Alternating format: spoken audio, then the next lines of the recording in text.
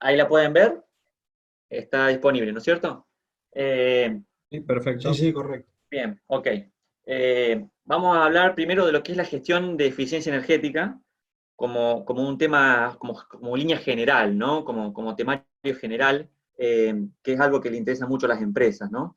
Eh, Considero que dentro del auditorio todos estamos involucrados con la tecnológica y estamos en proceso de formación, o ya estamos especializados, ya somos ingenieros, con lo cual eso es algo interesantísimo, porque yo recorro el país y si hay algo que me demandan los clientes es personal con conocimiento, o sea, hay mucha carencia de gente técnica operando en el segmento, ¿no? En varios segmentos, en el eléctrico, en instalaciones, eh, en industria frigorífica, en industrias químicas, en la construcción. Eh, Demandan mucho personal técnico y hay escasez. Entonces, considerando que ustedes son ingenieros o están en formación de ingeniería, eso es interesante porque de alguna manera ustedes son los que dan el servicio o son las personas que hoy o mañana van a estar asesorando a las empresas, ¿no? Y tienen que considerarlo de esa manera, que ustedes son los que le van a llevar las novedades y diagnosticar sus problemas y tratar de implementar soluciones, ¿no? Entonces, eh, hay todo un proceso de gestión de eficiencia energética. Yo, en la información que acompañaba la charla, había un PDF que yo lo vuelvo a levantar ahora acá en la presentación. Eh, para el que no lo vio, después lo puede buscar en invitación o lo puede pedir y se lo puede enviar, ¿eh? Que habla un poco de este tema, ¿no? Pero ahora lo vamos a ir desarrollando. Eh, Arrancamos por lo que es la parte esencial, o sea, adquirir productos eficientes no necesariamente es tener eficiencia energética, ¿no? Eh, a lo que voy. Eh, Comprar lámparas LED no significa que estoy ahorrando energía, o sea, posiblemente sea un producto, pero si yo no tengo un programa de eficiencia energética o una forma de implementación, termine siendo una acción esporádica, ¿no?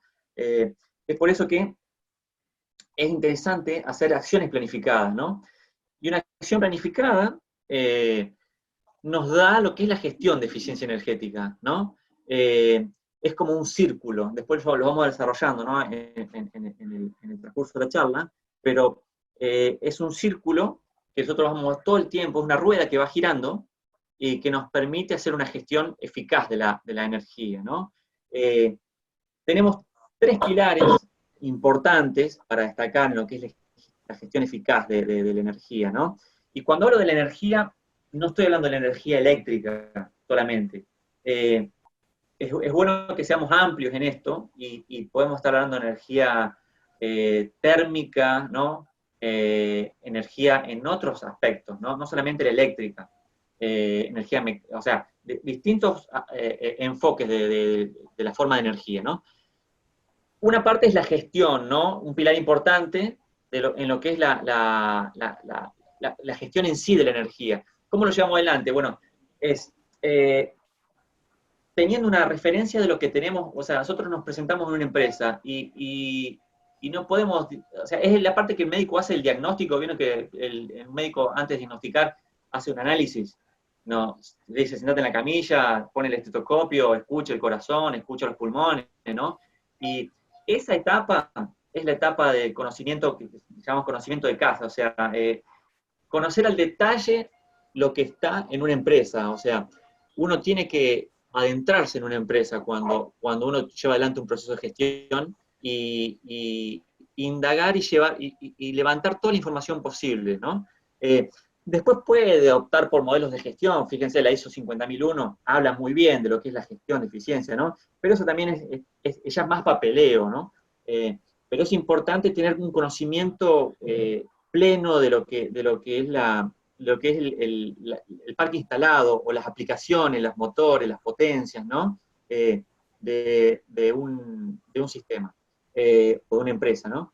Después, a la parte de lo que es el desempeño, cómo todo ese parque instalado, cómo se desempeña, eh, y es cómo podemos hacerlo eficiente a todo eso que está instalado, ¿no?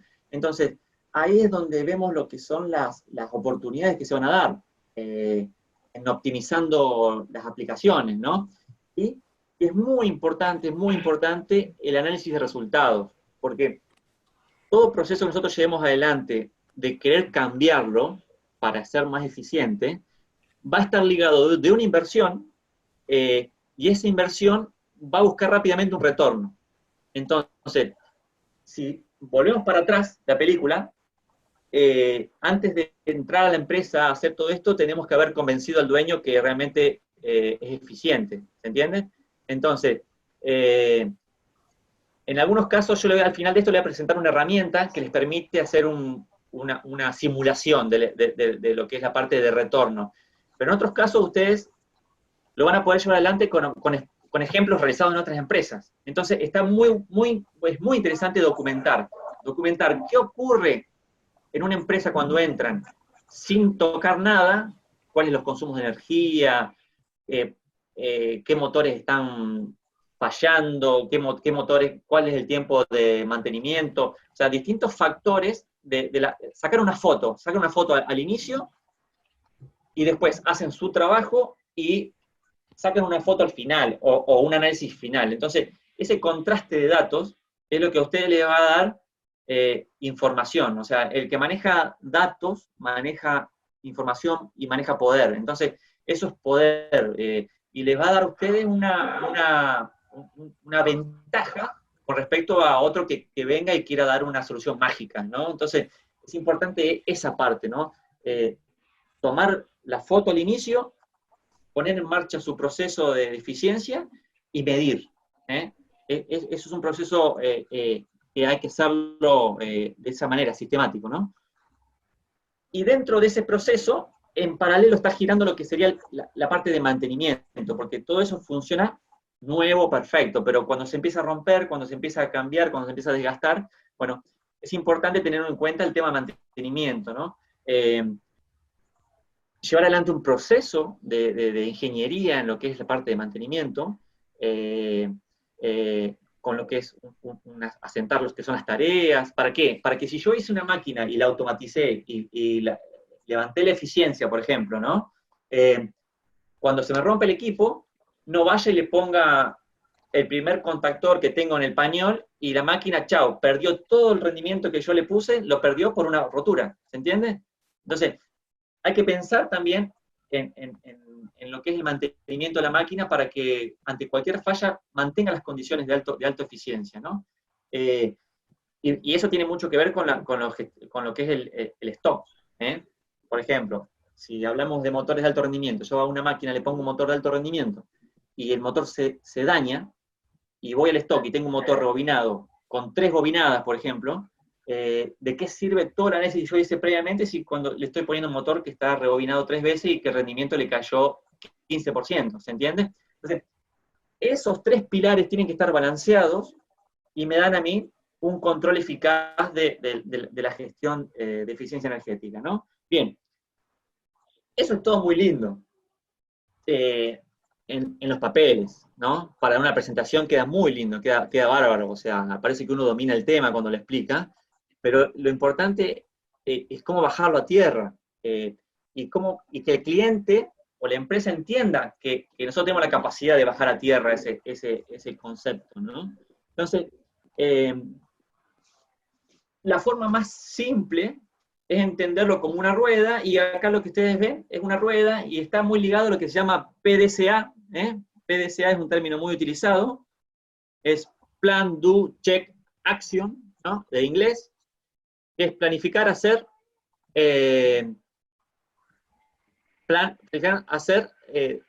controlar y tomar medidas tomar acciones sobre las medidas que hicimos, para volver otra vez a planificar y hacer. Entonces, es una rueda que gira todo el tiempo.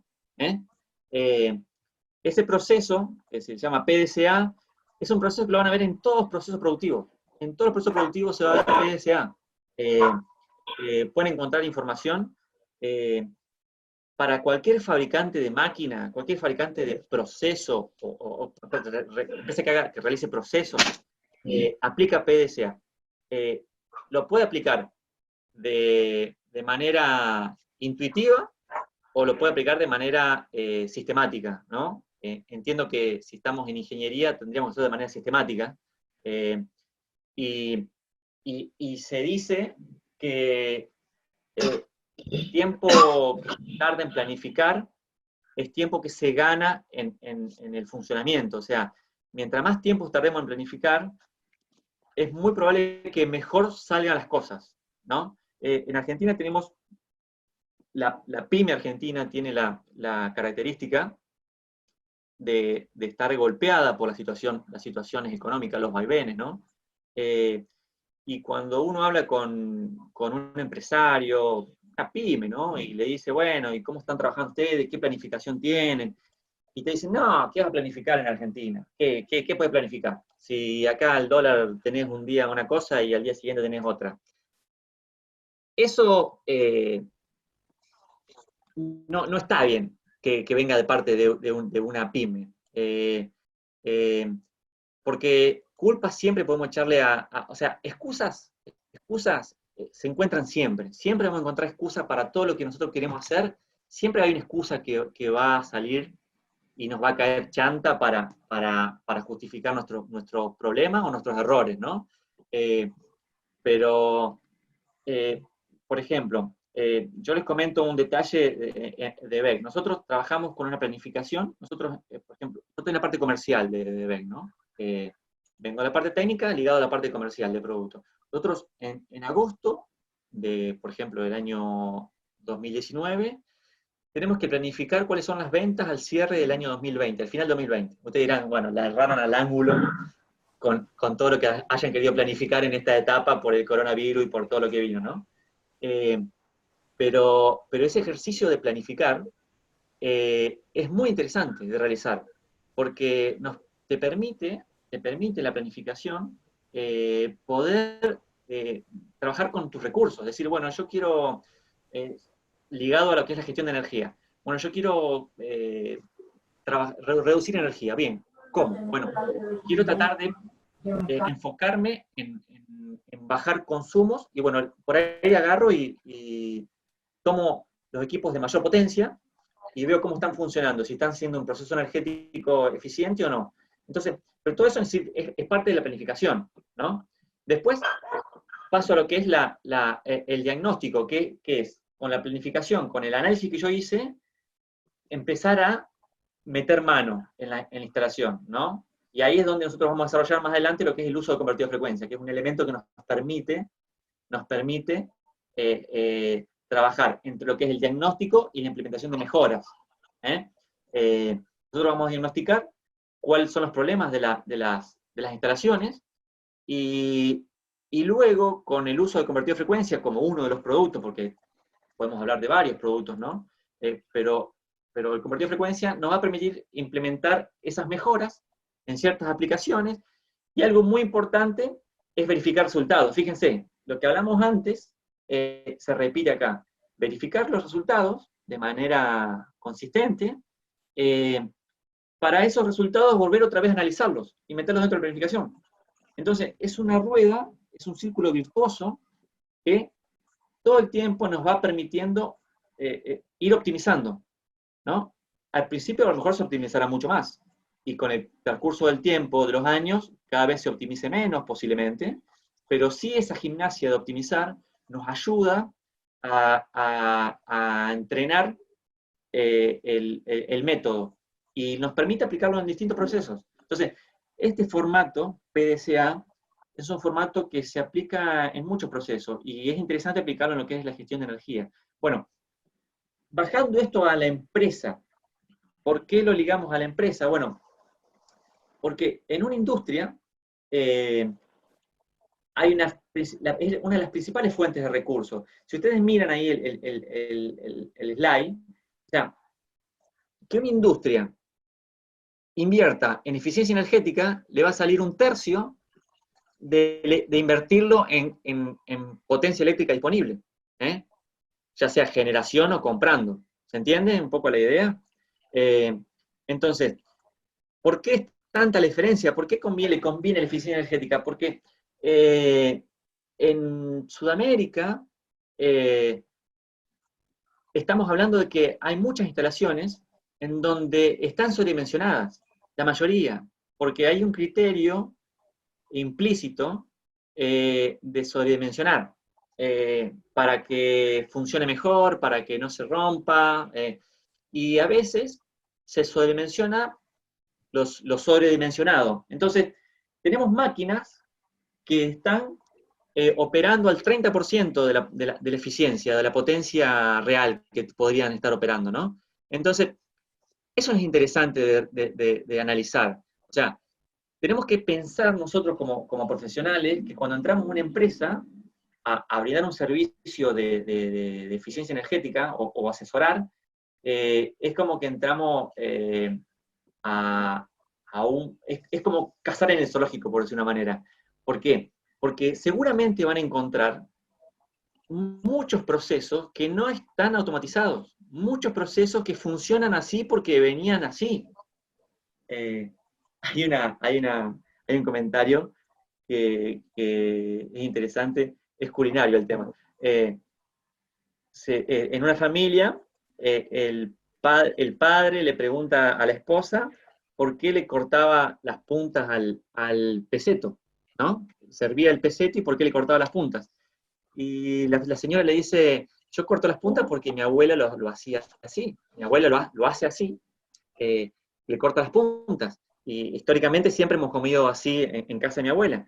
Y bueno, le preguntan a la abuela, ¿por qué cortaba el peseto? Y yo lo cortaba porque la bandeja con que yo lo tenía no me entraba el peseto grande, entonces lo cortaba para que me entre el peseto, ¿se entiende? O sea, hay recetas, parece una boludez lo que digo, pero hay recetas que se vienen arrastrando de generación en generación, ya no da más, ya no permite más este análisis, ¿no? O sea, hay que llevar adelante un análisis de ingeniería y este momento que estamos viviendo, que venimos atravesando en los últimos años, requiere de este desarrollo, ¿no?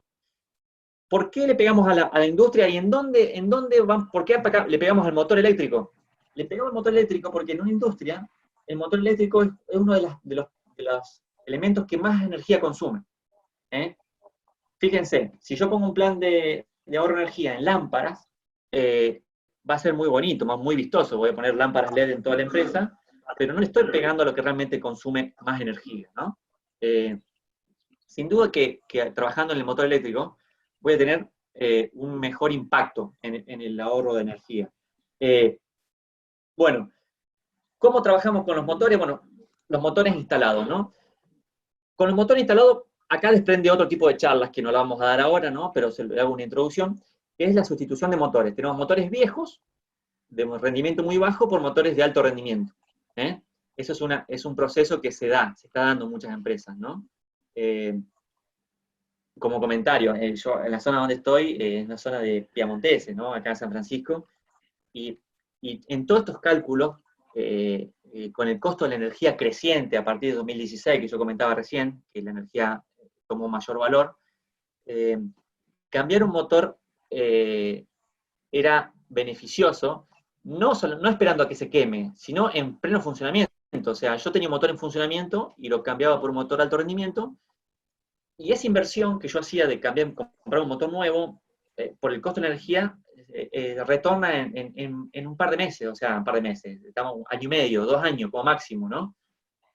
Lo que significa que yo puedo agarrar un motor en funcionamiento y reemplazarlo por otro motor nuevo. ¿Te imaginas psicológicamente lo que es en una zona de Piemonteses, donde acá se usa todo al máximo, al extremo, y se rebobinan 3, 4 veces, a un industrial decirle, saca el motor que está funcionando por un motor nuevo? Bueno, eso, ustedes están con esa barrera ante la industria. O sea, la primera barrera es no gastar. ¿Eh? La primera es no gastar. ¿Por qué gastar en algo que está funcionando? Lo más probable es que en muchos casos lo que está funcionando tiene un funcionamiento deficiente y están perdiendo energía a lo pavote, ¿no? Lo que pasa es que la energía eléctrica, las pérdidas no las ven, porque si hay un tanque de agua que pierde, ven el chorro de agua, pero en un motor no van a ver que pierde energía, ¿no? Entonces, en lo que es el parque instalado, hay un segmento donde hay que pegar, que es la parte de sustitución de motores. La otra parte es la reducción o el redimensionamiento de motores. Yo les decía recién que hay muchos motores que están sobredimensionados. Entonces, es analizar cuáles son las potencias de chapa de los motores, cuál es la potencia en el eje, cuál es el funcionamiento de los motores. Entonces, ustedes se van a ir dando cuenta de que es necesario en muchos casos redimensionar los motores.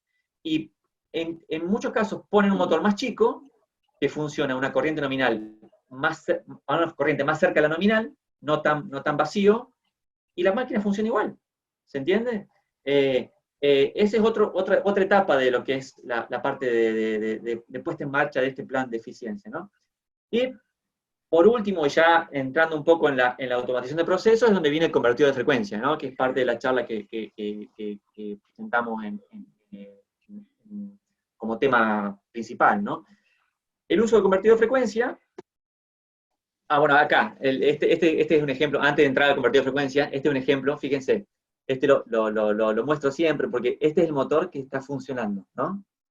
Este motor tiene 3, 4 capas de pintura, y es un motor que a la mano está frío, pero es posiblemente que adentro la temperatura esté tan alta que el bobinado está casi al punto de quemarse, recalentado, y el rendimiento está tan bajo, que pierde mucha energía. Entonces, es muy probable que ustedes entren en muchas industrias y vean estos motores instalados. Y no es descabellado pensar en reemplazarlos por motores nuevos. Solo que ahí hay formas de hacer esas análisis. En BEC tenemos, bueno, otras empresas también lo tienen, software que ayudan. ¿Cómo atacamos un motor de estas características? O entramos en una empresa con 200 motores, por ejemplo. ¿A dónde atacamos? Bueno, yo les recomendaría que ataquen a los motores que están con más tiempo de utilización, ¿no? Y de mayor potencia. De ahí empiezan para abajo, porque en realidad tienen que buscar los motores que más energía consumen. Mientras más energía consume el motor, más rápido se va a apagar. Ese sería como concepto para entender a dónde apuntar un reemplazo de motores por alto rendimiento, ¿no? Si ustedes piensan en motor de alto rendimiento, por ejemplo, para una arrocera, no es tan interesante, porque la arrocera se usa 3 meses al año, el motor. Entonces, no es tan necesario poner un motor de alto rendimiento.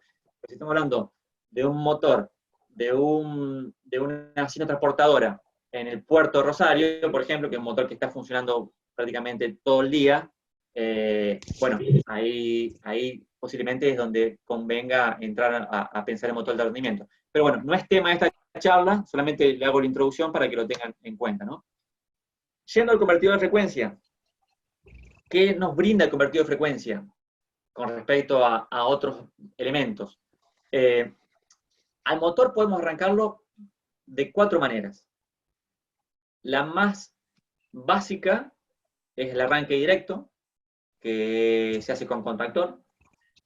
Después viene el estrella triángulo, que es otra opción de arranque, que reduce la corriente de arranque, pero sigue teniendo contactores, ¿no? Después viene lo que se llama arranque suave, que es un elemento electrónico, pero solamente lo arranca el motor. La velocidad es la velocidad de chapa del motor, no tiene forma de variar la velocidad. Y el más caro de todo es el convertidor de frecuencia. Destaco esto que es el más caro, porque es otra barrera que ustedes tienen que saltar. No siempre lo más caro es lo menos beneficioso, ¿no? Entonces, el convertidor de frecuencia derriba esa barrera de lo que es el costo del producto, ¿no? A modo tal de que hay una tendencia a nivel mundial de que los motores se usen con convertidor de frecuencia. Vemos nosotros que en Europa, Estados Unidos, la tendencia es que muchos fabricantes de máquinas ya instalen convertidor de frecuencia en las máquinas, donde antes ponían contactores, ¿no? Por ejemplo, en el mercado local, ustedes si tienen un motor monofásico, ya los convertidores de frecuencia vienen en alimentación monofásica, y permiten trabajar con motores trifásicos, ¿no? Pero a lo que voy, ya la cuestión económica está del lado del convertidor, porque si ustedes hablan de un motor monofásico, más un guardamotor, más dos contactores de inversión de marcha del motor, si suman todo eso contra un variador de velocidad y un motor trifásico, están casi al mismo precio. Entonces, esa cuestión económica ya está jugando a favor del convertidor de frecuencia.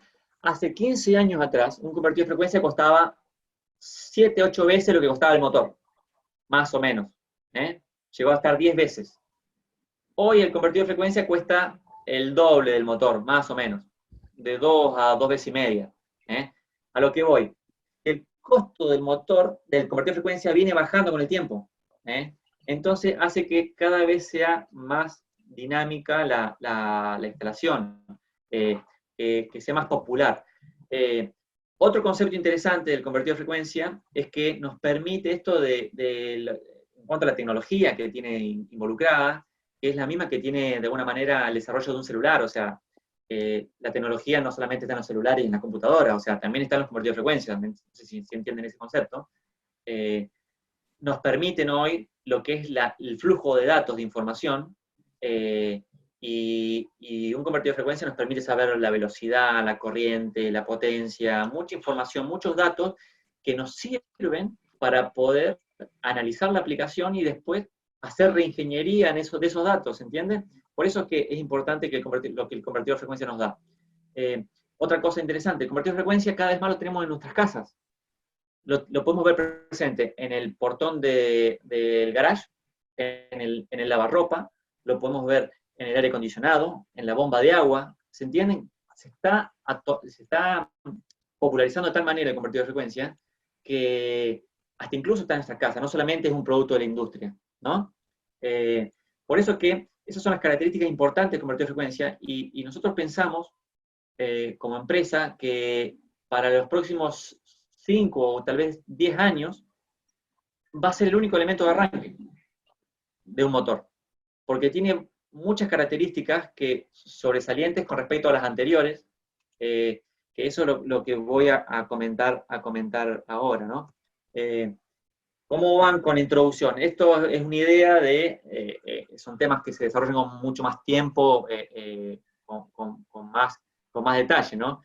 Vamos a ir haciendo una pequeña introducción y vamos entrando en lo que es la parte técnica del convertidor. Cualquiera que tenga duda, agarra, me para, pregunta y respondemos, ¿no? Por favor. Esto que ustedes ven en pantalla define al convertidor de frecuencia y el funcionamiento total del convertidor de frecuencia. Parecen fórmulas media complejas, pero son muy simples. Arriba tenemos la fórmula de la rotación del motor, motor estándar, ¿no? N es la velocidad del motor, 120 es una constante, F es la frecuencia de red, y P es el número de polos, ¿no? ¿Qué pasaba con motores anteriores, que se llamaban motores Dallander, motores de dos velocidades? Esos motores antiguos cambiaban la polaridad. Eran 2, 4 polos, ¿no? Y fíjense, yo, al aumentar la polaridad, disminuyo las RPM, ¿no? De la fórmula. ¿Qué pasa? Eso ya no es más necesario, porque ahora tengo motores con polaridad fija, motor estándar, motor trifásico estándar, y yo solamente varío la frecuencia. Es lo único que puedo varío con el convertidor, varío la frecuencia. Al variar la frecuencia, directamente varío las RPM del motor, ¿no? Como lo ven en la fórmula. Entonces, el convertidor de frecuencia, una de las cosas que hace es variar la frecuencia. ¿Pero varía solamente la frecuencia? No, no solamente la frecuencia varía. Si nos ponemos en la segunda fórmula, habla de la fuerza en el eje del convertidor del motor. Y ahí podemos pensar que K1 es una constante de diseño, y I sub 2 es la carga. Supongamos que la carga es una carga lineal, que necesita la misma fuerza de 0 a velocidad nominal. Entonces, nos centramos exclusivamente en el flujo magnético, ¿no? O sea, el torque que entrega el motor en el eje es dependiente del flujo magnético. Básicamente así, eso. ¿Y qué es el flujo magnético? en la fórmula de abajo lo desarrolla bien. K2 es una constante de diseño y el flujo magnético está relacionado a la tensión en el estator sobre la frecuencia en el estator. ¿Eh? Entonces, ¿qué hace un convertidor de frecuencia? ¿Qué es la función principal del convertidor de frecuencia y por la cual se destaca sobre las otras? Varía la frecuencia, pero también varía la tensión, ¿no? Las varía a las dos de manera proporcional para que siempre el cociente de esas dos variables sea una constante. Entonces, si lo vemos en el gráfico siguiente, fíjense, tenemos tensión, frecuencia. El convertidor de frecuencia no solamente varía frecuencia, como ven acá abajo, ¿no? No solamente varía frecuencia, varía tensión, o sea, tensión y frecuencia las varía gradualmente hasta la frecuencia del motor, 50 Hz podría ser, en Argentina, y la tensión de red, que puede ser 380 voltios, ¿no? Entonces, hasta ese punto, el variador de velocidad varía tensión y frecuencia.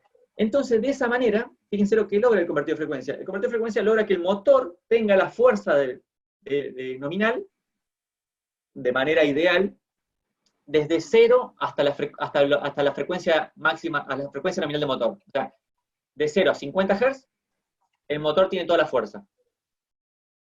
Esa ventaja no la logra ningún otro método de arranque. No la logra ni el arranque directo, ni el triángulo, ¿no?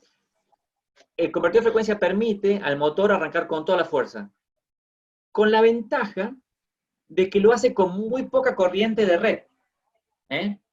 Entonces yo puedo arrancar una carga pesada sin tener un pico de corriente en la red. Por ejemplo, bombas de petróleo, la bomba A y B, la cigüeña, ¿no? La cigüeña se llama bomba A y B, aparato individual de bombeo. Anteriormente esas bombas funcionaban con arranque directo. ¿Por qué? Porque yo tenía que arrancar con arranque directo por la fuerza que hacía el motor para arrancarla en un arranque muy pesado, ¿no? Muy desbalanceado. Hoy eso se reemplazó por convertido de frecuencia. Se reemplaza por convertido de frecuencia, se logra el mismo arranque y con una corriente de arranque 5 veces menor. Entonces, para aplicaciones pesadas, el convertido de frecuencia ha sido una revolución. Por ejemplo, para lo que son los ascensores, también. Hoy, la mayoría de los convertidos de frecuencia se usan en ascensores. La mayoría de los ascensores tienen convertido de frecuencia. ¿Por qué? Porque pueden arrancar, tanto sea el ascensor vacío o el ascensor pesado, cargado a full, y tener lo que es la nivelación, ¿no? Y tener el control. Estamos hablando acá que si el convertidor de frecuencia varía la frecuencia, varía las RPMs, ¿no? Entonces, de esa manera, el convertidor de frecuencia lo que hace es acelerar hasta la frecuencia nominal, pero puede variar la frecuencia nominal. Puede estar por debajo de la frecuencia nominal o por arriba, ¿no? Entonces, esto es lo que ustedes ven acá. Fíjense, este es el torque nominal del motor hasta la frecuencia de red. Es donde mayormente se usan los convertidos de frecuencia. Son muy pocas las aplicaciones en donde a un motor de 50 Hz le pongo 60 Hz, o 70 Hz, o 100 Hz. Son muy pocas las aplicaciones, ¿no? Pero normalmente se usa para esto. Y si ustedes ven acá, esta línea de puntos, habla de que yo puedo bajar la velocidad del motor hasta prácticamente cero, sacarle toda la corriente, solamente que el problema que yo me encuentro en esa zona es que el ventilador que viene acoplado en el motor no tiene la velocidad suficiente para refrigerarlo. ¿Se entiende? Entonces, si yo tengo un motor de ese estilo que tiene estándar, tengo que cuidar de que mi carga en bajas vueltas no consuma mucha corriente. Porque si consume mucha corriente, posiblemente tenga que ponerle una ventilación forzada. ¿Se entiende? Pero eso es entrar en un detalle muy técnico de uso convertido de frecuencia. Volviendo a la presentación anterior, acá voy a hacer un detalle de por qué el convertido de frecuencia es una máquina de ahorrar energía. Porque si lo vinculamos, por ejemplo, a una bomba de agua que está controlando presión, supongamos que en vez de estar el motor a máxima velocidad y una válvula regulando la salida, el convertidor de frecuencia puede estar a la mitad de la velocidad, lo que sería este punto, la mitad de la frecuencia, ¿no? Y aplicando la mitad de la tensión en el bobinado. Si aplica la mitad de la tensión al bobinado, supongamos que la corriente sea la máxima, ya de entrada tengo la mitad de la potencia, ¿no? La potencia consumida de la red, ¿se entiende? Entonces, mientras mi aplicación yo la use con convertido de frecuencia y trabaje en esta zona, más voy a ahorrar energía. ¿Eh? Ténganlo como concepto general. Porque si ustedes van a poner un convertido de frecuencia en una bomba que gira siempre a la velocidad al 100%, no le pongan convertido de frecuencia, no va a servir. Pongan arranque directo y chao, no va a tener ahorro. Siempre que ustedes trabajen en esta zona, van a tener mejor rendimiento. ¿Qué pasa? Ahí tienen que empezar a buscar esas aplicaciones que funcionan en esa zona, ¿no? Que hay muchas en el mercado, hay muchas aplicaciones que están en el mercado que hoy por hoy funcionan de manera discreta, que tienen un contactor y un presostato de alta y de baja, por ejemplo, un compresor de aire, ¿no? Entonces, tranquilamente un compresor de aire podemos poner un convertidor de frecuencia, porque podemos variar la velocidad, perdón, del compresor, manteniendo la presión constante. Acá yo les muestro de manera muy simple, bajándolo al esquema eléctrico para que no les parezca un mundo. O sea, fíjense, esto es la placa o la bornera de un variador de velocidad, ¿no? O sea, esto se puede resolver. No necesitamos un PLC, no necesitamos un controlador, no necesitamos algo tan complejo para llevarlo a la práctica. Ya con el convertidor de frecuencia y los parámetros que trae incorporado y las borneras que vienen, ya es suficiente. Todo convertidor de frecuencia, no solamente los VEC, cualquiera de cualquier marca, tiene por lo menos una entrada analógica y tiene, que viene a ser esta, la entrada analógica, ¿no? Y tiene entradas digitales donde le damos la marcha, la parada, ¿no? Tiene una zona de alimentación y una bornera para salida motor.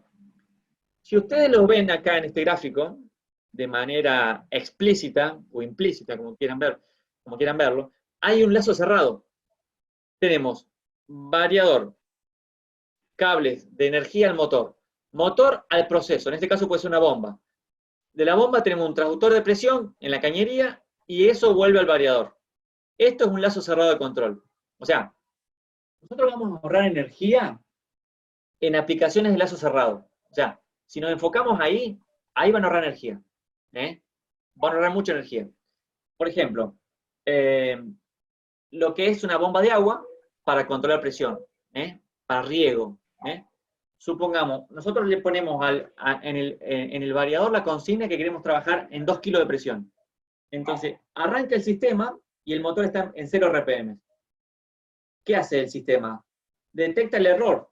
O sea, esto trabaja en lazo cerrado PID, estamos en ingeniería, entendemos lo que es un lazo cerrado de control tipo PID, y trabaja sobre el error. Mientras más grande sea el error de lo que se mide y lo que se quiere llegar, más fuerte es la acción.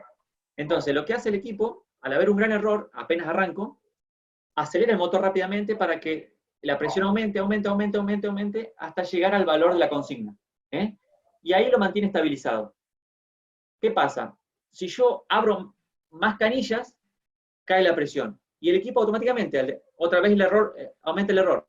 El equipo vuelve a acelerar, hasta llegar otra vez a la presión. O sea, eso lo hace de manera automática.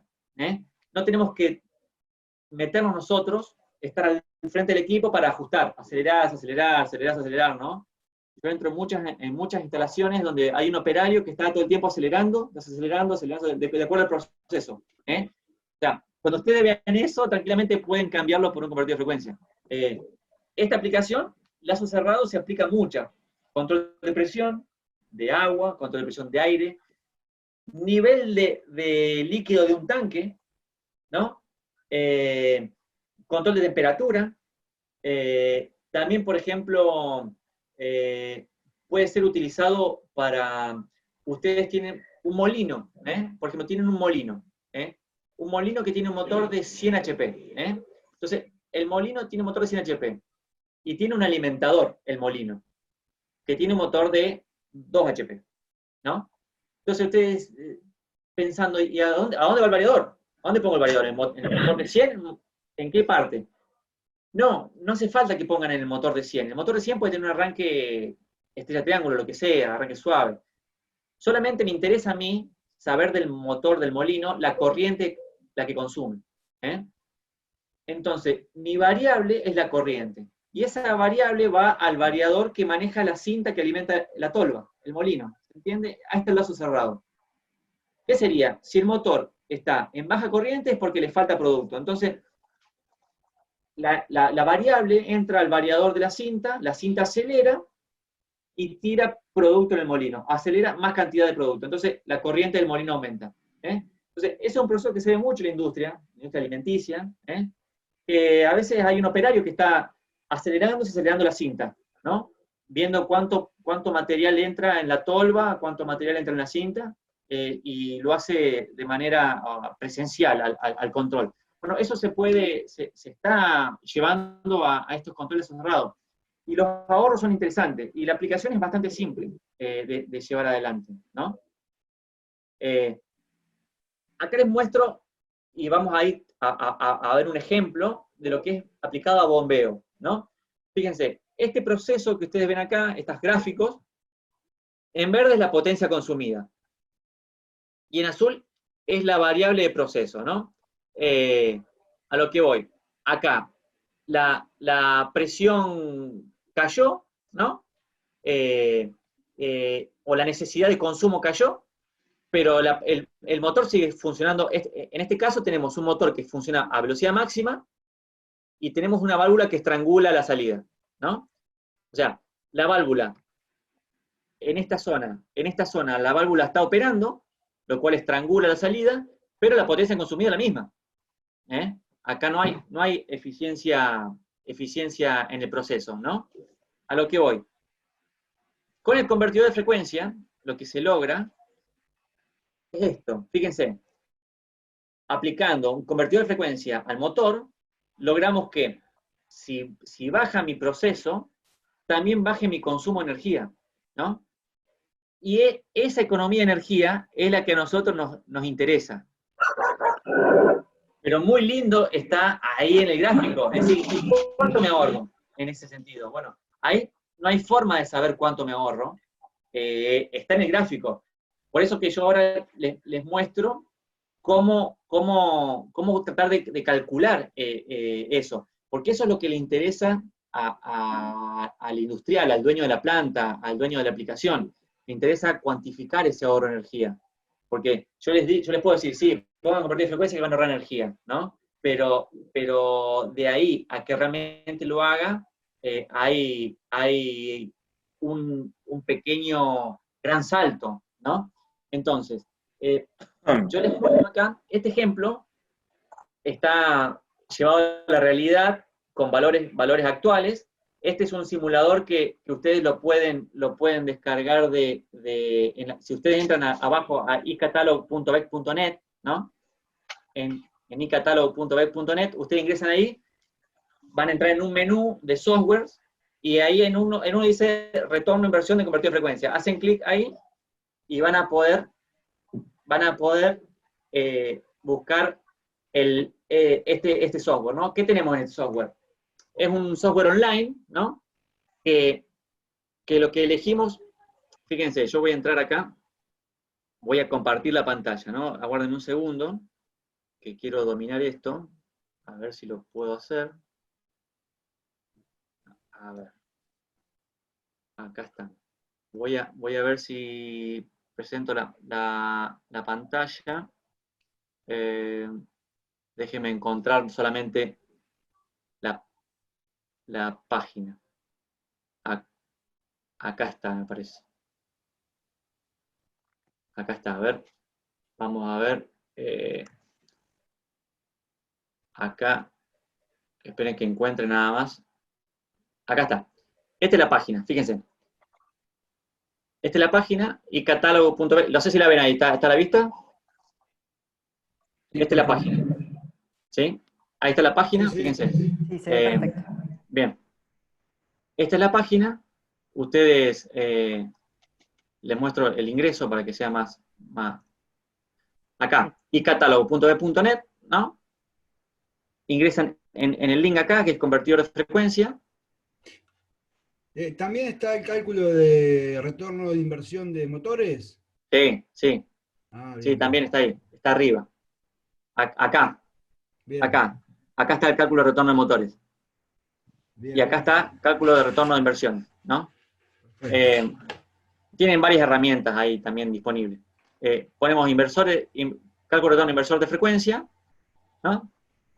Bueno, acá me tiró en portugués, pero le puede dar, está en español también disponible. Y acá buscan la aplicación. Hay varias aplicaciones, pero vamos a elegir bomba centrífuga versus con convertido de frecuencia versus válvula, ¿no? ¿Qué sería?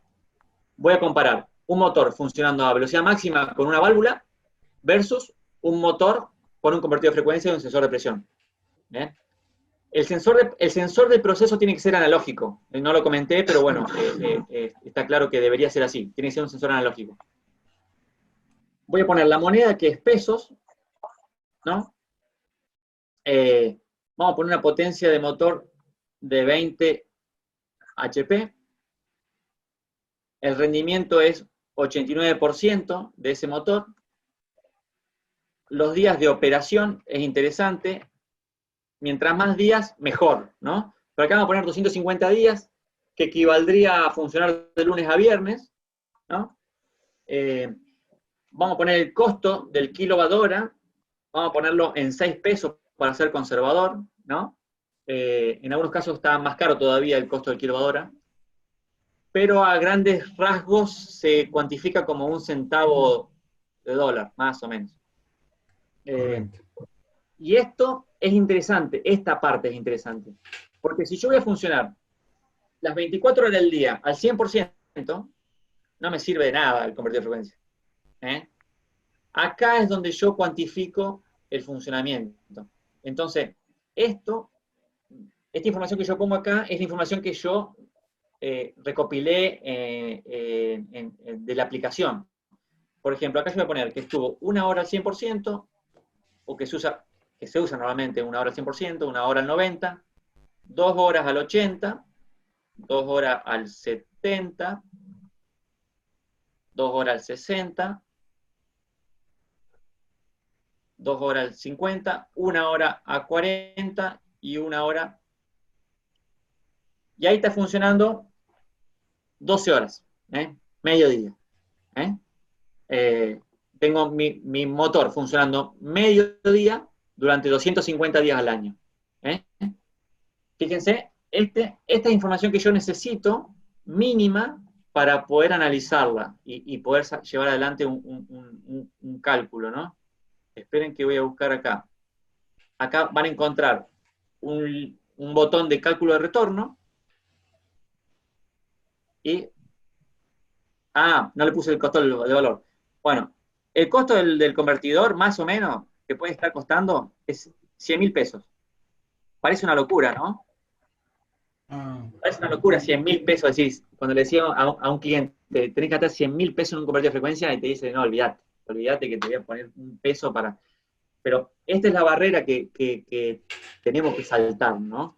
Y estas herramientas permiten saltar esa barrera. Entonces, ¿cuál es nuestra inversión acá? Nuestra inversión es los 100.000 pesos que tenemos que poner en el convertidor. Ese es el gasto en esta situación. Entonces, lo que va a hacer el sistema es simularme el consumo con el sistema tradicional versus el sistema con el motor. Y de acuerdo al funcionamiento que yo puse acá en la tabla, me va a tirar en cuántos meses, con cuántos meses me fui ahorrando. O sea, me va a decir, en tantos meses te ahorraste los 100.000 pesos. ¿eh? Acá apretamos el botón mágico y fíjense lo que nos da. Nos dice que, acá vemos las dos curvas, analicemos las dos curvas. Esta curva en azul es el motor a velocidad máxima estrangulando la salida, ¿no? Fíjense que yo estrangulo la salida y la corriente baja un poco, pero nunca no baja a valores tan bajos como con convertido de frecuencia. Fíjense, la del celeste sí, yo demando menos caudal, ¿no? Eh, y el equipo consume menos energía. Entonces, esta diferencia, mientras más diferencia haya acá, mejor para el uso convertidor. Entonces, ¿qué me dice este análisis?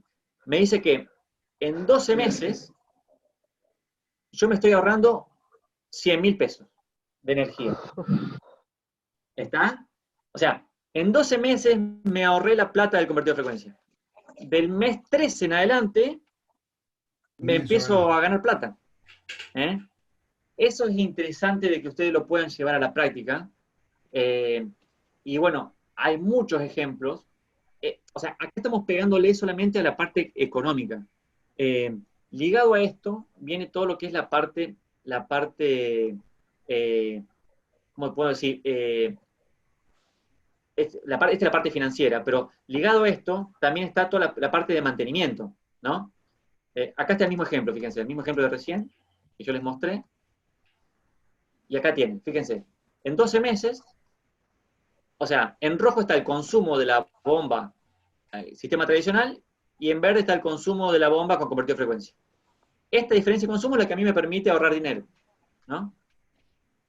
Este es un aspecto, capaz que es más interesante en la previa, cuando uno le dice a un cliente, bueno, tenés que invertir 100.000 pesos, pero bueno, en 12 meses la vas a amortizar. Posiblemente sea la puerta de entrada, ¿no? de esta modificación. Con las ventajas que el convertidor de frecuencia me permite a mí tener otras ventajas adicionales. Y depende mucho de la aplicación. Fíjense, acá yo quise comentar algunas. Por ejemplo, nosotros vimos recién el sistema de bombeo, ¿no? Tiene una reducción de costos, pero también evita los golpes de ariete, que en cuestiones de hidráulica es importante eso, ¿no? Al acelerar y desacelerar muy suavemente, hace que no haya sobrepresiones. Por ejemplo, que no se rompan las cañerías plásticas en un riego de un campo de cítricos en Tucumán, por ejemplo. Yo puedo agarrar y estrangular la salida con convertidor de frecuencia, estrangular la salida y no genero sobrepresión. En un sistema tradicional, estrangulo la salida, me genera un overshot que rompe las cañerías. Entonces, eso es algo muy utilizado. Y que se adapta tranquilamente, por ejemplo, siguiendo el sistema de bombeo, como ventajas, en un edificio, o en un hospital, o en un hotel, yo trabajo en función de la demanda, y no hace falta que yo tenga la cisterna arriba y que entregue agua por gravedad, sino que tengo la cisterna abajo y presurizo la cañería. Lo cual estructuralmente es un beneficio en la parte de diseño, no tener un tanque inmenso arriba y capaz que me gane un piso más, ¿no? ¿Se entiende? En las otras ventajas que permite usar un convertidor de frecuencia en bombeo, en lo que Sí, es torre de dame enfriamiento, por ejemplo. Sí, sí, escucho. en lo que es filtro de mangas, nosotros utilizamos filtros de mangas. Sí, Digamos, lo usan en el ventilador del filtro de mangas. claro. Vos tendrías un sensor de vacío, por decirlo de una manera, eh, y vos lo que tenés, por ejemplo, cuando obturás la boca de las tomas de aire, ¿qué pasa? El consumo del motor cae, pero vos estás con máxima velocidad. ¿Te das cuenta? Lo que vos lográs acá es al detectar que la presión se aumenta, el equipo lo que hace es trabaja sobre el motor principal y baja la velocidad. Baja la velocidad manteniendo manteniendo la presión de succión. Entonces, si vos abrís más bocas, necesariamente el motor tiene que acelerar para compensar. Pero si Sí, sí, cerrás correcto. bocas, el motor se acelera. Entonces ahí tenés ahorros interesantísimos en energía, ¿no? En torres de enfriamiento, por ejemplo, se pone un arranque directo en la torre, en el motor de la torre, y la torre está marchando, y en verano y en invierno marcha a la misma velocidad. Y a veces el agua está helada, y no hace falta que ni arranque la torre. y es energía que se pierde y se pierde y se pierde y se pierde y no se ve o no se escucha porque está allá arriba en la torre. Entonces, si le pones un sensor de temperatura al motor de la torre, lo que vas a lograr es que el motor de la torre funcione solamente cuando la temperatura está en cierto nivel. Entonces, vas a tener un ahorro de energía muy significativo. En silos de grano, por ejemplo, el ahorro parece una locura, 70%, ¿no? Pero Estos son los yo los aireadores. invito, sí, los silos, exactamente, los aireadores para silos, sí. Yo los invito a ver, hay un video, se llama Silos Cocarí, hay un ejemplo en Beck, lo van a encontrar en YouTube, Silos Cocarí. Cocarí es un estudio que hizo Beck en Brasil. Se ahorran 70-80% de energía. ¿Por qué? Porque no mandan a airear los silos cronológicamente todos los días. Por más que, o sea, tiene una estación meteorológica que controla, que analiza la humedad y temperatura exterior. Y tiene una estación de temperatura interna. Tiene todo un mallado interno dentro del silo que hace un algoritmo de temperatura, ¿no?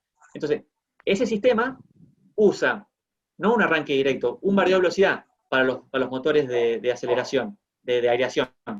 Entonces, manda a secar el aire solamente si es necesario.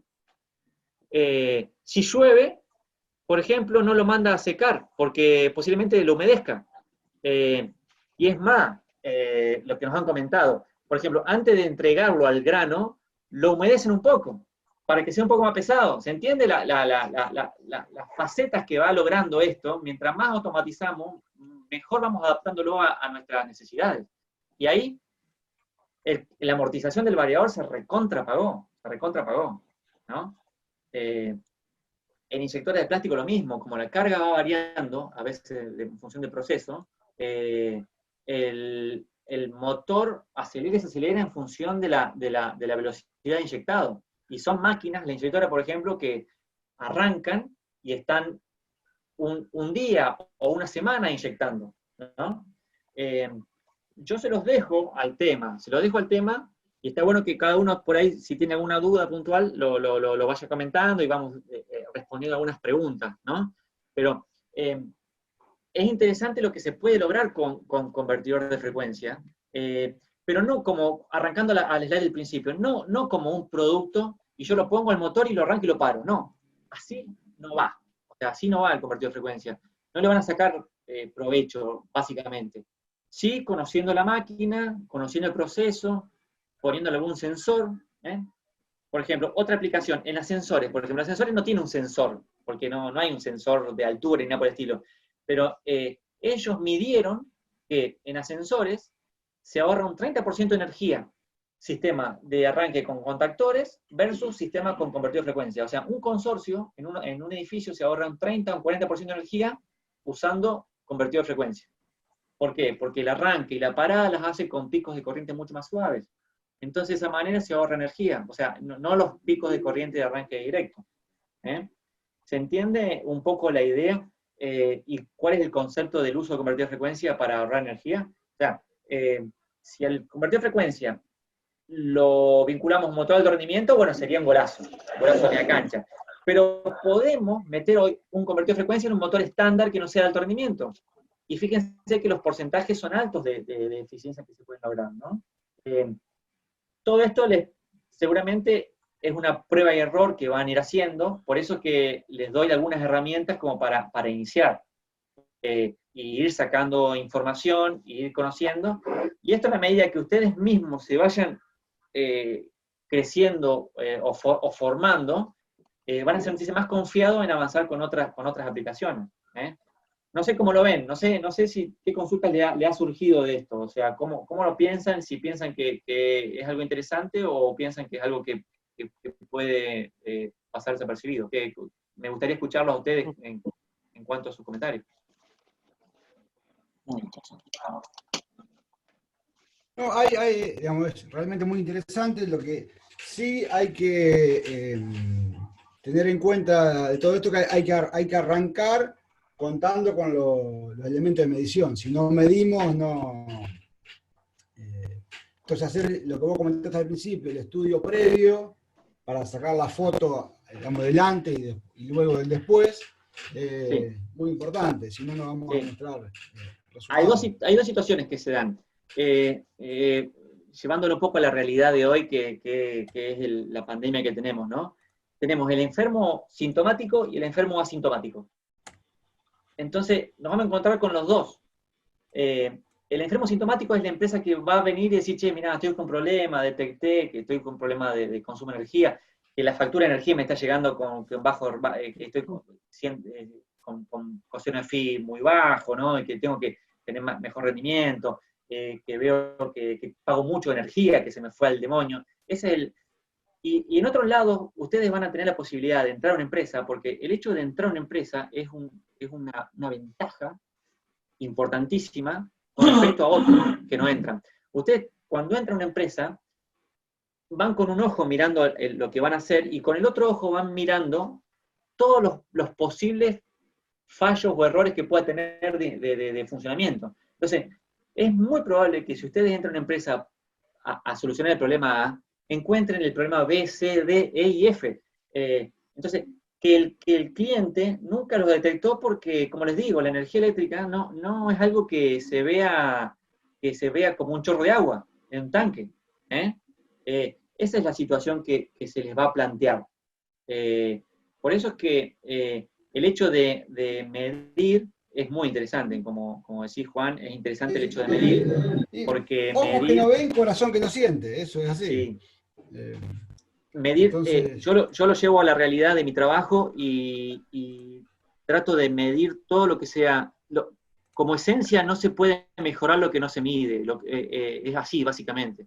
Uno no puede correcto. trabajar por suposiciones, ¿no? O por comentarios, porque terminas, muere en el comentario nada más. Pero si uno constata, mide y prueba, error y mide y vuelve a medir, es donde ahí empieza a pulir la herramienta, ¿no? Eh, eso vendría a ser como una charla, como comentario, ¿no? De la charla, introducción de lo que es el convertidor de frecuencia. Hay convertidores de frecuencia que entran en la palma de una mano hoy, el tamaño, así que imagínense que hay convertidores de frecuencia de todas las potencias. Entonces, la implementación, la barrera está en nosotros, no en la tecnología. ¿eh? Que tómenselo eso como un desafío. La barrera para ser eficiente es nuestra, o de nuestro cliente, por supuesto, ¿no? No en la tecnología. La tecnología está totalmente disponible y bueno, con esto de IoT, o sea, Internet de las Cosas, bueno, todo lo que se puede para futuro, lo que se puede lograr, es impresionante. Es impresionante lo que se puede lograr, lo que se comenta de todo lo que se está trabajando. Para finalizar, ¿no? Les comento, cerrando un poco esta charla, nosotros estamos desarrollando, tenemos un producto que se llama MotorScan. MotorScan es un modulito que tiene este tamaño, así, tendrá 4x4, se atornilla al motor, se atornilla, no tiene alimentación, tiene una batería propia, ¿no? Búsquenlo después MotorScan, van a encontrar, ese motor mide vibraciones, mide temperatura, mide tiempo de funcionamiento, mide rendimiento, todo eso lo transmite al celular o lo transmite a la red, a internet. Y yo puedo ver en tiempo real cómo está el motor. Si marcó vibraciones, y si vibraciones por encima de las que yo le ajusté, yo le puedo ajustar, che, bueno, quiero que las vibraciones sean tal. Y si hay una vibración por encima, me acusa y me manda un mensaje, ¿se entiende? O sea, fíjense cómo está sobrepasando la barrera de información la tecnología, ¿no? A lo que voy, la tecnología está disponible. Nosotros, la barrera nuestra es mental, nada más, ¿no? Me gustaría, si tiene alguna Mauricio, consulta, sí. César Pereira te habla. Te César, hago una cuéntame. consulta. Sería, más allá de lo que sería el valor en cuestiones económicas, ¿qué desventaja podés encontrar en cuanto a la utilización de variadores? ¿Qué ventajas? Desventajas. No, desventaja, la primera desventaja es el precio, que dijimos recién, que cuesta el doble de un motor contra un contactor que cuesta la mitad. O sea, esa es una barrera que que rápidamente la puedes sobrepasar. No le veo grandes desventajas, porque la programación es bastante simple, bastante accesible. O sea, no es un producto, no es una caja negra muy compleja de poner en marcha. O sea, con un video de YouTube de 5 minutos vos ya aprendés a programar el equipo. Entonces, son equipos que funcionan mínimo 10 años, soportan temperaturas de 55 grados. O sea, a lo mejor hace 10 años atrás un convertidor de frecuencia era un producto con cierto riesgo, porque la electrónica no estaba tan desarrollada o desarrollada para el ambiente industrial. Pero hoy todo eso mejoró mucho. Por ejemplo, las placas electrónicas vienen barnizadas a prueba de polvo, a prueba de humedad. Todo eso hace que es más probable que se te dañe el motor antes que el convertidor de frecuencia. O sea, a ese punto vamos en lo que es la durabilidad del producto. La programación es simple. Y en cuanto a ver, por ejemplo, al sistema eléctrico, yo trabajo, por ejemplo, en Santa Cruz, en la zona de petróleo, y estamos implementando el uso de variadores de frecuencia para los arranques de los AIB electrosumergibles y demás. Sí. Y nos hemos encontrado con un problema en varias zonas en donde se han instalado grandes números, sería hablando de 100, 150 variadores de frecuencia, con muchos armónicos, armónicos en las estaciones transformadoras, a los cuales tuvimos que poner filtros y demás. Eso... Está bueno el concepto, eso es interesante. El convertidor de frecuencia es una carga no lineal, entonces tiene un puente rectificador que deforma la forma de onda de la corriente. A su vez, la forma de corriente deforma la onda de tensión. Y la onda de tensión produce una distorsión armónica. Esa distorsión armónica, esa deformación de la onda de tensión, lo que genera es ruido eléctrico, de baja frecuencia. Ruido de 350 Hz y ruido de 450 Hz. No, de 250 Hz y 350 Hz. Quinto y séptimo armónico, ¿no? Eso es el ruido armónico. ¿Qué pasa? En potencias importantes, arriba de 20 HP, por ejemplo, en el caso de Vega hablo, ¿no? Los equipos ya vienen con inductancias incorporadas, con filtros incorporados. Entonces, ¿qué hace? Atenúan todos esos ruidos armónicos. O sea, si vos vas a poner un variador que no tiene filtro, lo más probable es que tengas armónicos, y si pones muchos, vas a tener armónicos. ¿Cuál es el problema del armónico? El armónico lo que te hace es esa frecuencia de 250 Hz, de 150 Hz, termina calentando el trafo. Entonces te desclasifica el trafo. Y para que tengan como referencia, un variador no tiene un número característico de armónico. Les explico cómo. Yo tengo un motor de 100 HP y un variador de 100 HP.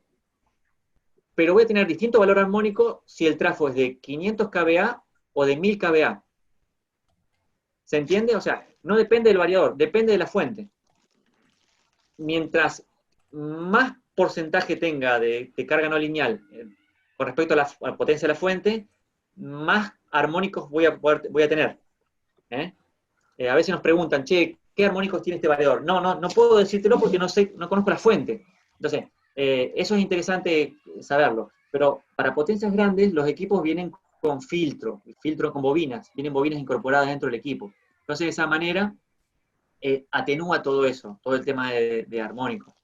Y otra cosa interesante es largas distancias, desde el motor desde el variador al motor. O sea, hasta 150 metros no hay que hacer nada, ¿no? Ya cuando las distancias son mayores a 150 metros, ahí hay que tener algunas consideraciones, ¿no? Cuando estamos hablando de un electrosumergible, por ejemplo, que lo comentaste, que son distancias largas, bueno, ahí hay filtros especiales que se colocan, ¿no? Pero para la mayoría de los casos, hasta 150 metros no hace falta poner nada entre el motor y el variador, ¿no? Mauricio, ¿y esos armónicos también nos impactan las pérdidas no líneas? Sí, desclasifican línea y desclasifican... ¿Qué te mide la empresa eléctrica? La empresa eléctrica te mide factor de potencia, que no es coseno phi. Coseno phi es la diferencia entre la tensión y la corriente del 50 Hz. Pero el factor de potencia tiene en cuenta los armónicos. Mientras más armónico tenés, más te cae el factor de potencia.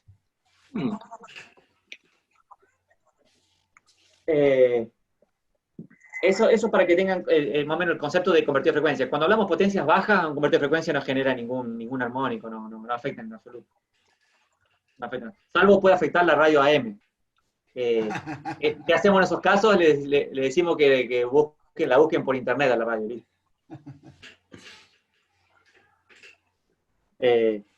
¿Alguna consulta más, muchachos, sobre el tema?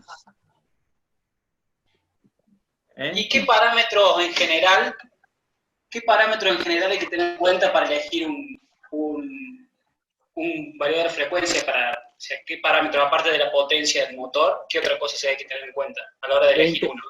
Es interesante la pregunta. Hay que tener en cuenta la corriente nominal del motor, no la potencia. Si nosotros agarramos el catálogo del motor, vemos la corriente nominal, y ahí vamos y buscamos el convertidor de frecuencia que dé la corriente del motor, que esté por encima, ¿no? Son muy pocos casos en los que tenemos que sobredimensionar, saltar un calibre, son muy pocos casos. ¿Cuál te puedo decir? No sé, un motor de izaje de un puente de grúa. Puede ser en donde hay que saltar porque es una carga muy agresiva. Pero en la mayoría de los casos no hace falta sobredimensionar. Yo tengo un motor de 100 amperes y busco un convertidor de 105 amperes que dé la corriente nominal por encima de la corriente del motor, ¿no? Siempre la corriente. No vamos a cometer errores, porque los convertidores se pueden alimentar con un rango muy amplio de tensión. Por ejemplo, en el caso de Beck, vos podés alimentarlo desde 380 hasta 480 voltios, o sea que la tensión no afecta en nada, no afecta la tensión. Sí la corriente, porque es lo que atraviesa el equipo, ¿no? Y bueno, otra cosa es la altura sobre el nivel del mar. Hasta 1000 metros no hay problema. De 1000 a 4000 hay una cuestión de desclasificación porque el aire es menos denso y tiene menos capacidad de refrigerar, nada más. Si estamos en una minera, en la montaña, en la cordillera, a 4000 metros, bueno, hay que tener hay que hacer una desclasificación especial en ese sentido, ¿no? Pero para la mayoría de los casos no hay que hacer ninguna desclasificación, ¿no? Y en temperatura, como les dije, hasta 50 grados están funcionando y entregan la corriente nominal. Eso sería... Hola, Mauricio. Sí. Sí, ¿qué tal, Mauricio? Mi nombre es Cristian Zanato. Te hago una consulta. El valor que vimos de 100.000 pesos de convertidor es una forma de poder ver y evaluar, o sea, mostrarle al cliente cuál va a ser su ahorro. Ahora, ¿ese es el valor de convertidor solo, me imagino, o es el valor de convertidor más el trabajo que se le agrega, más un gabinete, más, digo, hay un montón de cosas que debe variar mucho de acuerdo a la cantidad de motores, a cuánto... Ese es el valor neto de la aplicación del convertidor. Porque si vos, para un arranque directo, también tenés que hacerle un gabinete, o sea, me refiero, por ejemplo, si fuera para un sistema, partiendo de cero, ¿no? Partiendo de cero, si vos tenés que optar por uno u otro, es el análisis más crudo, o sea, es convertidor solo, pero no necesitas mucho más.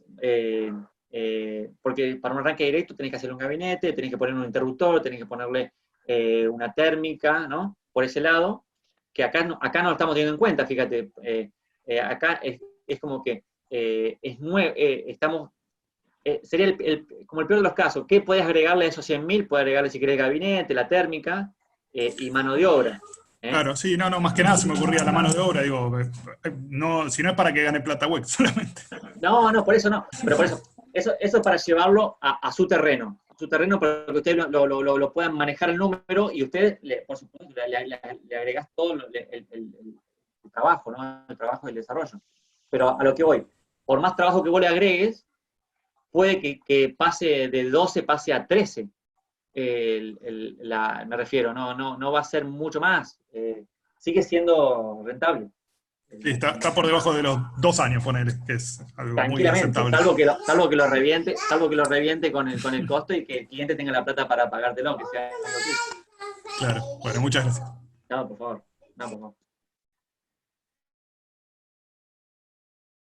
¿Alguno más tiene alguna duda, alguna consulta? Seguramente hay 1000 consultas, porque es así. A mí me pasa también, en las charlas me generan más dudas de las que inicio, ¿no? Pero bueno, es parte Mauricio, del no sé conocimiento. si vos habrás visto el chat, había un muchacho que preguntaba, ahora no recuerdo bien, si venían con la función de corrección de coseno de phi incorporada. Ahora no lo veo en el chat. A ver, no estoy viendo el chat, no estoy viendo el chat. Ujú. A ver, voy a salir de acá. No sé si No estoy viendo el lo chat. respondiste eso. No estoy viendo el chat. No lo estoy viendo el chat. No lo Sí, respondí. Cristian Posiblemente no. preguntó, dice, los convertidores de frecuencia también compensan el factor, el coseno de phi, el factor de potencia. Bueno, claro. Eh, para la red, si uno pone un analizador de red a aguas arriba de convertido de frecuencia, va a haber coseno de phi 1. Es algo que explicamos más o menos, lo dimos antes recién. O sea, el coseno de phi es 1. Solamente que el factor de potencia es lo que realmente importa, que está relacionado a los armónicos, ¿no? Y si el equipo no tiene filtros, seguramente el factor de potencia va a ser bajo, 0,70. Y si el equipo tiene filtros, en el caso de Beck, por ejemplo, tienen filtros, en grandes potencias tiene filtro, está en 0,90, 0,95, 0,94, 0,93, dependiendo, ¿no? Esa es la compensación del factor de potencia. El tener filtro es una compensación. No sé si hay otra consulta más en el chat, porque no lo estoy viendo el chat. No, yo me he fijado y esa es la que me llamó más la atención a mí. Después han hecho otras consultas respecto al video, que obviamente después cuando terminemos la charla se los vamos a pasar, cuando Bueno. se termine de cargar en la nube. Y muchos consultaron por la presentación, pero bueno, eso que después quedará en vos. Si... Pueden tomar nota, mi correo es mborsi.